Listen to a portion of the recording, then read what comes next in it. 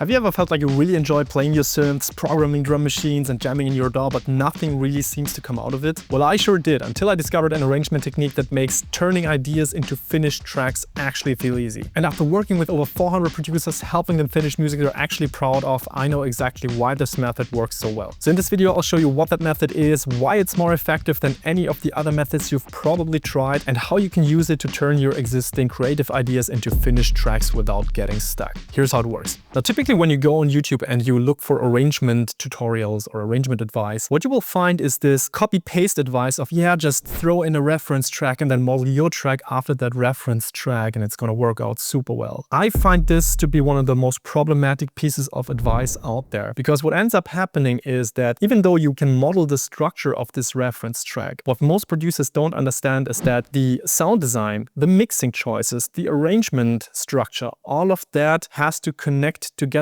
for a song to really feel and sound great. And this is exactly where it gets problematic. If your lead sound is, for example, designed differently, if your percussion groove is programmed in a little bit different way, that same structure of the reference track just might not work. Now, does that mean you should never use a reference track in your arrangements? Well, I don't think so either. I think the sweet spot lies in where you understand your genre by critically analyzing a lot of reference track, but then still taking that knowledge and creating your own track without necessarily looking at the specific structure of a reference track. And so I will now show you an arrangement method that is quite effective specifically for genres like techno, like house, where sounds develop over a longer time. This is where this makes sense. It's probably not as well suited for mainstream EDM. Let's go into this. I call this the skeleton arrangement technique, and it's super simple but highly effective. Now you're probably wondering, why is this called the skeleton method? Don't worry, I'll show you. The first thing we need to create is what we call the skeleton track. Now the skeleton track will be the backbone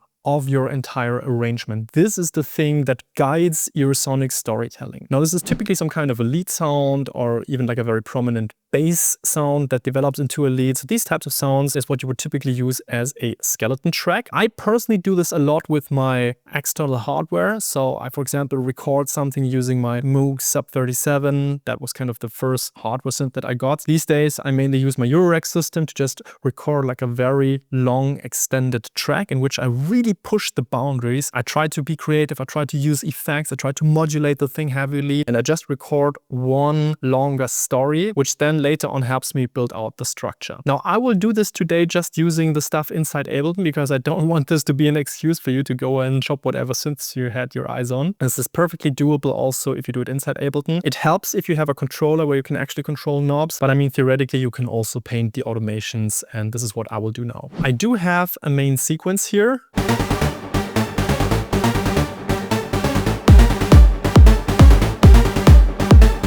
And the easiest way to do this is to first of all take the kick drum, put it in here and extend this for quite some time, more or less the length of what you want the song to be. Then we go in and grab our main sequence. We basically distribute that main sequence also for the same length of the track. Now with an external hardware synth, you would just basically play whatever your main riff is or have a sequencer attached to it that plays the main sequence. And at that same time, you would modulate, for example, the filter cutoff or any other parameters you find interesting. Ideally, the MIDI comes from somewhere else, so you have both hands available to tweak things. So you send out your MIDI sequence like this. You could also send this to an external synth and then basically record this on a different track. So here I will assume that I have no tools whatsoever. So I just select manually what I want to automate and basically paint in the automation lane right away. Good candidates to automate is, for example, a filter cutoff, stuff in the attack and release settings of your envelope, maybe also certain effects, maybe the send portion into another effect. And don't worry, you can change everything later on, especially if you're working digitally. If you record a hardware synth, obviously that is recorded, but even then it's a lot of editing still possible later on. So in the simplest form, I could automate the filters here, but I will actually use the auto filter because then I have still some flexibility to modulate those filters as well later on. Select the filter frequency, hit A for the automation lanes, and then basically I would say, okay, in the beginning, this starts quite low.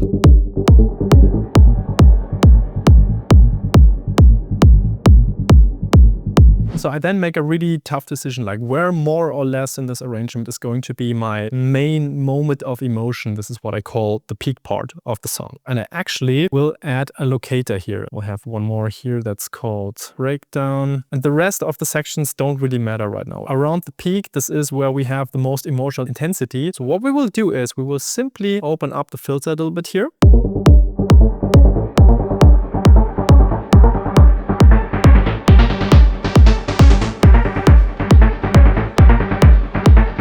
Once again, this doesn't have to be perfect. You just map out where more or less this section is going to be and more or less how it's going to develop. You will notice that I'm working a little bit like a sculpture here. So I'm sculpting the arrangement and jumping between different parts, because the worst thing you can do is you start with the intro and you try to force your way all the way through the song until the outro. Like, that doesn't make sense. What I prefer to do is to have something I can already look at and listen to and then shape it into what I want this to be. And then later on, obviously, I can extend certain parts or delete other parts. There's nothing wrong. And so this is where you need to understand more or less the flow of the energy curves of the tracks you're listening to. This is why I think referencing is really important in doing this critical analysis of tracks that you follow. Now, don't worry, you will not listen to just this one sequence all the time. This will change later on, but this is a great starting point to understand the flow of your track. What you can then do is you can just add like a couple of very basic percussions to just get a feel for how the song can develop and maybe locate those percussions also around the track. So your skeleton starts to like have a bit more bones. Yeah, it's not just the spine, it's actually some of the ribs and some of the other elements, so that overall your song takes shape. So let's grab a hi-hat here.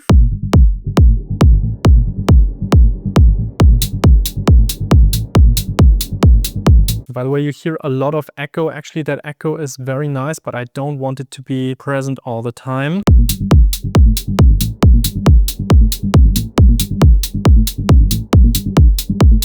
Then we'll grab this second backbeat hi-hat.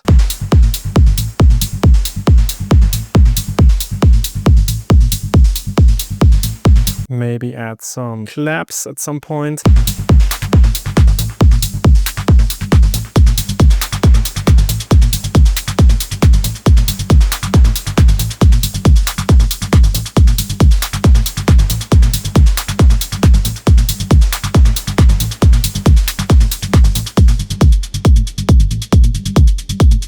This is a very nice moment. We're now entering this breakdown part of the song. So what I will do is I will for now delete the kick drum here. Let this start again here. So we're already shaping this a bit. And then, by the way, I also think around here we could maybe mute the kick drum or at least filter it later on.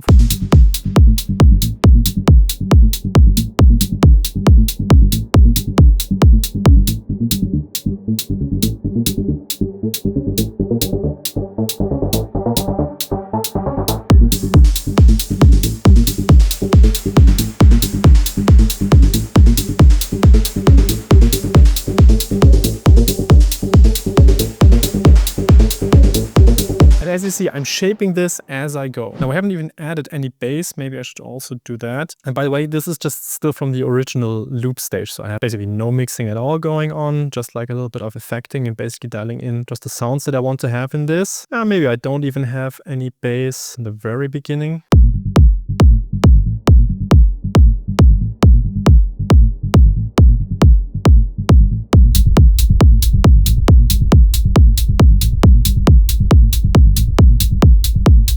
And then I also have some Atmos sound. Maybe I bring the Atmos sound here in during the breakdown. And yeah, the way I arrange is like pretty flowy. Yeah, so I even don't really like talking while doing this because it takes me away a bit from the music. The way I approach this is I'm playing around here. I'm just testing out this, I'm testing out that, throwing it in and shaping it. And I don't put any pressure on myself to mimic a specific reference track. I just try to let the music decide where it guides me. And this is a skill you can train. This is not like natural talent you're just born with. This is literally a skill that you build, and that is also one of the main skills we help our coaching artists in the program develop. Yeah, because it is something you can definitely achieve no matter your level of talent. It's like a little bit of a grainy atmosphere.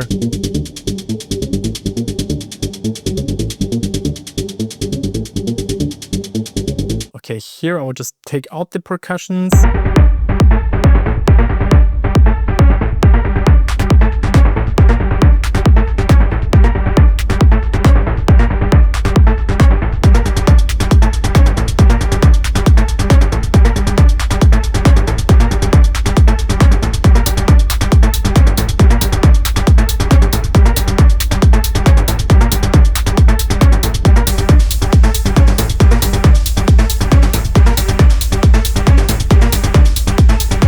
this is now perfectly flowing. Everything's just still in motion and on the verge of working. And this is good enough. Like now our skeleton already has like a really solid foundation to work off. Now, don't worry, we will work on that sequence right now and make it more interesting, change things up a bit so that it turns into an actual track. Before we get there, if you struggle with finishing songs, I have a free gift for you. It's called the Finisher Framework. This is my 3 simple steps that will help you finish at least 1 great sounding song per month. A lot of people have taken this information and brought it up to 1 song per week. This is totally doable if you put in the work. This is super easy to consume. You can get it at pickyourself.com/framework. The link is also in the description. It takes like 5 minutes to read and it can change a lot for you. Now, the idea of that skeleton track was for us to provide the basic structure. If you have recorded something with your external synths, then obviously that structure is printed already and it might not be perfect. So what you can do is you can re-record certain parts, or you just simply chop it up and use effects inside your DAW to switch things up a little bit. Like, it's no problem at all.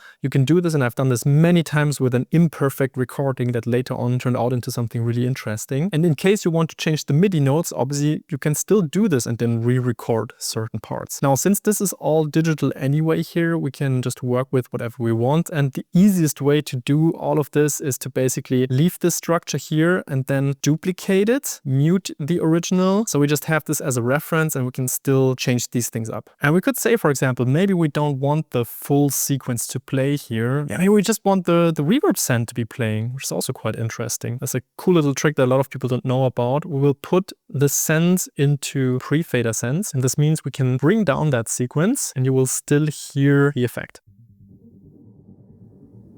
So we could let that start a little bit lower here, and then at some point we will obviously bring in the main sequence as well. And during this time, we will bring down the effect a bit. Okay, this is a really critical moment. We could reveal the entire sequence here, but that's not what we're going to do. We're actually going to use just a fragment of the sequence. I will show you how to do this. Copy this loop, call it sequence short, and then you can play around with, okay, let's see what happens if we bring this down and use just a shorter sequence. This would be a really fast part of the sequence. We can actually slow this down by only playing a part of it. Maybe delete this one here. Yeah, let's use that. Grab that shorter sequence, put it in here, and then extend it. Now, obviously, you need to make sure that both your filter automations, but also your volume automations are basically in check, because if your filter is completely up, but your volume is completely down, you will obviously still not hear the sound. So this is something we need to do a bit of back and forth, which you do here by selecting this and then selecting what you want to automate. I actually don't want that whole sequence to be revealed. I think it's cooler to just have the shorter one playing from the beginning. And then we bring this down here.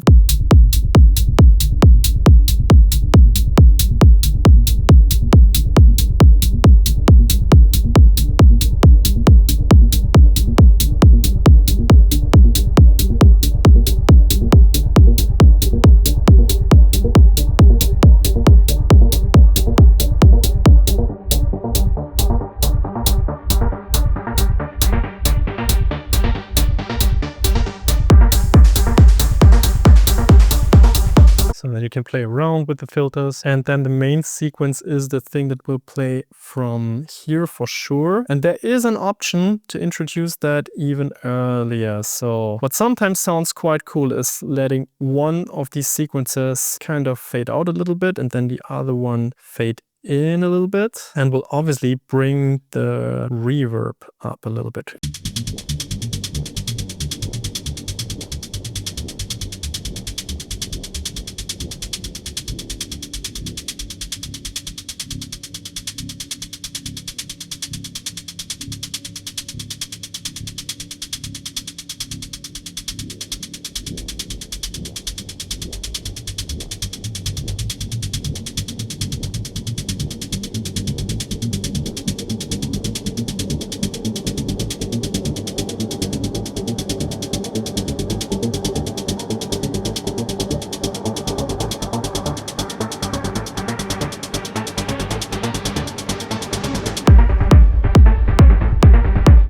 This is really nice. You can basically push into that reverb send, make it very, very loud, very prominent, and then it kind of unfolds when this main peak part / drop hits. Now, once again, you might say, this is still not sounding great, and this is a problem, blah, blah, blah. Like, All of that is correct, yes, but this is what you should not care about when creating a rough arrangement. This is like a sculpture needs to work, or like a rough shape first of all, before turning it into some final polished thing. Now at this point you need to get into some of the details of other things you can modulate in your main sequence here, and also in the shorter version of the sequence. And by the way, you could have like 3, 4, 5 different variations of the sequence playing. Definitely no problem at all. But you can check out what happens if you push the sound design a little bit into a certain direction. So for example, we could check out what it sounds like if we automate something like the amp envelopes here. So let's play around with the attack time of the first envelope here.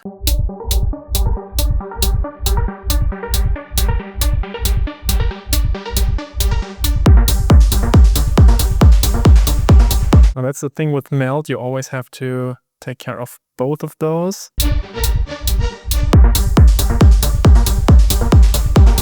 And the release time is also something that I really enjoy modulating. We'll bring the release time up just for a bit here. Same for the A release.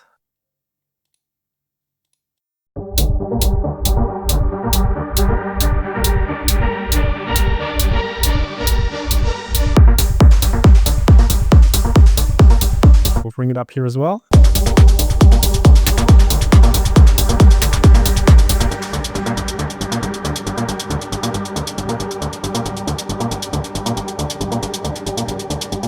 This is something we need to filter out here. So I'm jumping between different elements when I just hear something annoys me or doesn't really work for the arrangement. Like, no problem, I just go there and bring it down.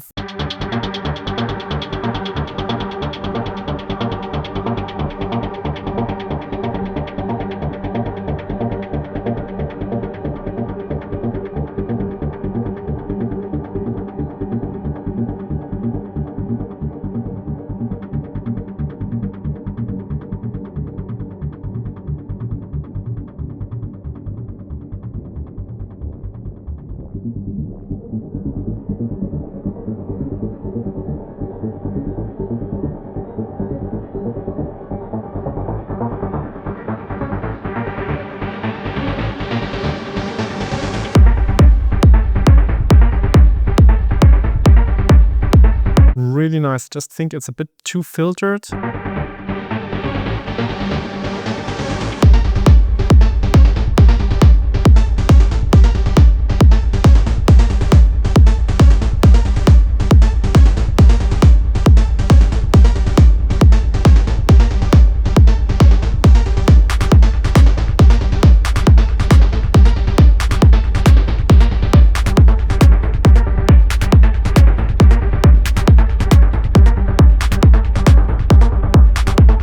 And the cool thing is, once you've identified a couple of parameters that are really good to be modulated, that sound great, you can actually just grab them again and again and use them to carry through your arrangement.